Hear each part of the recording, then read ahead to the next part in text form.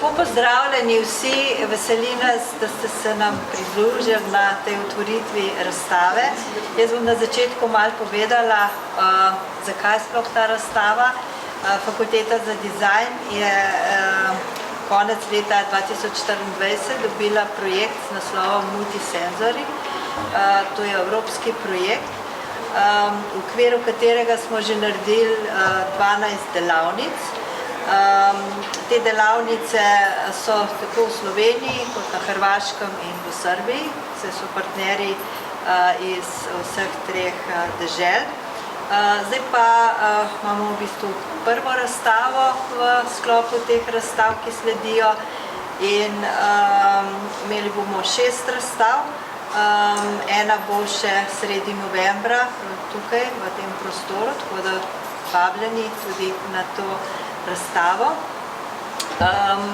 Na koncu leta 2026 bomo pa imeli otvoritev razstave v Arboretumu v Volčjem Potoku, kjer bomo imeli v bistvu 3 večje skulpture, ki bojo ravno tako namenjene slepim in slabovidnim. Skratka, ta cel projekt je namenjen slepim in slabovidnim, zato tudi ime Multisenzori, ker smo izhajali iz tega, da ne dojemamo umetnosti samo z očmi, ampak z vsemi čutili, torej tudi s sluhom, vonjem, okusom, dotikom.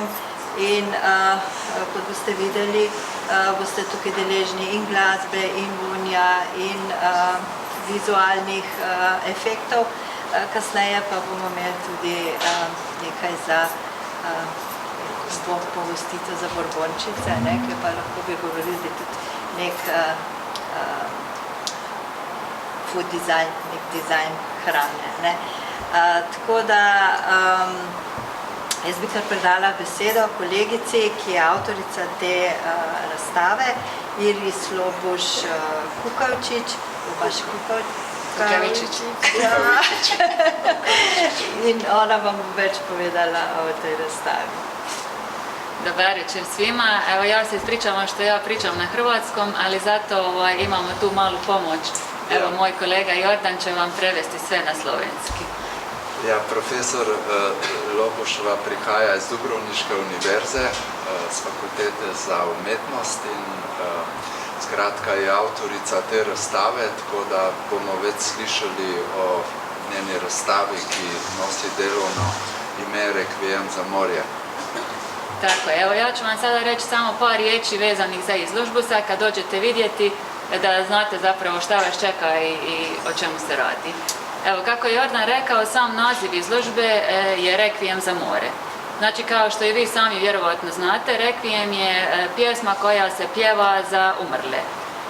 A Rekvijem za more, znači riječ je o velikoj količini plastike koja se svakodnevno baca u more. I kad mi čujemo neka izvješća da zapravo 3000 tona plastike svakodnevno dođe u oceane i mora, to je zapravo zastrašujući podatak. Evo, mene je ta činjenica motivirala da osmislim ovu vizualnu izložbu i zato Rekvijem za more, jer ako se nastavimo tako neodgovorno ponašati prema moru, zapravo će ovo stvarno biti jedan rekvijem za more i za cijeli morski i životinjski svijet, ali ne samo za more, nego i za nas, jer mi konzumiramo te proizvode iz mora, znači te sve riblje specijalitete koje mi jedemo zapravo u sebi sadrže mikroplastiku.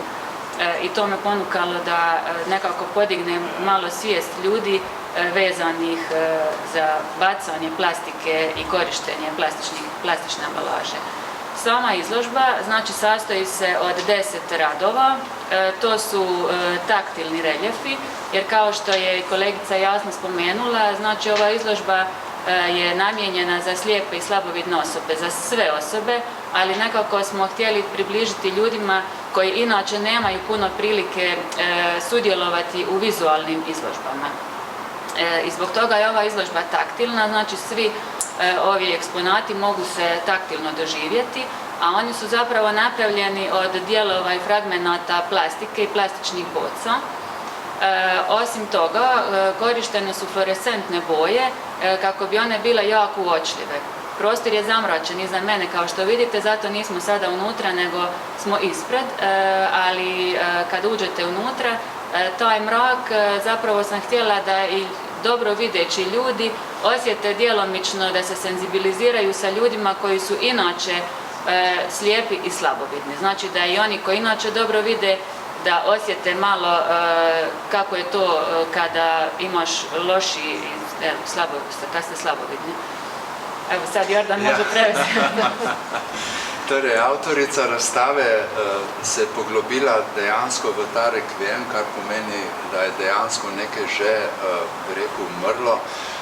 Rekviem za morje pa zato, ker v bistvu zelo rapidno človeštvo onesnažuje v morje, kot je sama povedala, 3000 ton odpadne plastike na dnevni ravni konča v oceanih in dejansko se treba zamisliti nad tem, da naredimo vse, da ozavestimo ljudi, da moramo počasi s tem prenehati oziroma zmanjšati ta problem, glede na to, da tudi uživamo hrano iz morja in je ta hrana dejansko res potrebna za mnoge narode, za njihove preživetje.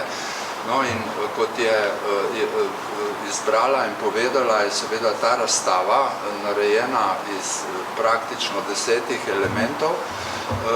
Vsak za sebe ima svojo zgodbo, material, ki ga uporabila, je seveda plastika in fluorescentna svetloba in to zaradi tega, da v bistvu prihaja na nek način lahko tudi začutimo taktilno vsak element posebej, ki je tudi opisan, kaj predstavlja.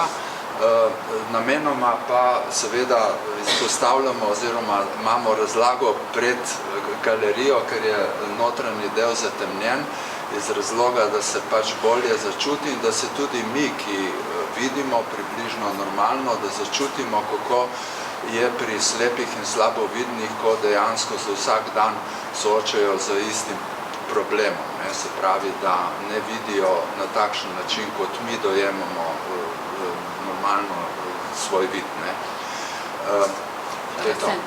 Fluorescentno, ja. Skratka, još glazba? Tako je, ja bih još skrenula pozornost samo na glazbu kad uđete u prostor galerije. Znači glazba, naziv ove skladbe koja se unutra sluša i vrti neprestano je Requiem Eterna se zove. Requiem Eterna. To je naziv glazbe. Znači autor i skladatelj je Srđan Berdović. To je moj jedan poznanik i kolega koji je završio školu u New Yorku i tu se upoznao sa Harukom Fuji. To je jedna glazbenica iz Japana koja je dobitnica Grammy-a. Tako da, evo, Haruka je sada profesor na konzervatoriju u San Francisku, predao glazbu i ova glazba, odnosno ona je glazbenica koja svira na vibrafonu, na udaraljkama i ova glazba je snimana u San Francisku, evo, u njihovom studiju. Tako da oni su mi dali autorska prava da je možemo pustiti na ovoj izložbi i da možemo svi zajedno uživati u njoj. Torej, avtor glasbe je res nekaj posebnega, ko rečemo unikatna glasba, ki je inspirativna in tudi meditativna, kot znamo povedati. Njen avtor je gospod Srđan v povezavi Berdavić, ja, v povezavi z znano japonsko avtorico, ki v bistvu igra te zvoke na posebnih kamnih, če sem prav razumel, ne? Je, svira na posebnom kamenu koji se može naći samo u Japanu i ljudi u Japanu smatraju ko zna svirati na tom kamenu da je kao jedna vrsta božanstva, onako da je to baš posebno. A zanimljivo je to da Haruka i njezina sestra i njihova majka sviraju u jednom triju na udaraljkama i one su dobitnice Grammy-a. No, se pravi, evo, smo slišali, da je ta japonska avtorica, ki igra na posebnih kamnih, dejansko prejela tudi Grammy za svojo glasbo, ki igra v triju za svojo mamo. In jaz mislim, da bomo to doživeli kot neke posebno izkušnjo in upam, da ne bomo noter zaspali, ne? Evo, ja bih vas sada pozvala da uđemo u prostor. Evo nisam spomenula još samo nazive radova. Znači nazivi su zapravo stihovi našeg poznatog i antologijskog pjesnika Josipa Pupačića iz Hrvatske, koji je napisao pjesmu More.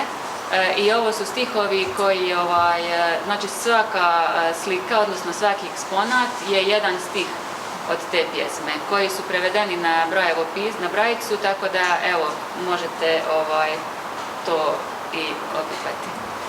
Torej, avtor teh imen, bi rekel, teh elementov umetniških je gospod Josip Pupač, ki in vsaka od teh kategorij praktično zajema en stih njegovih pesmi, ki jih namenja morju.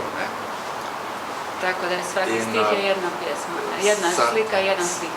Ja, ena slika in stih in dejansko je tudi podprto z Brailleovo pisavo.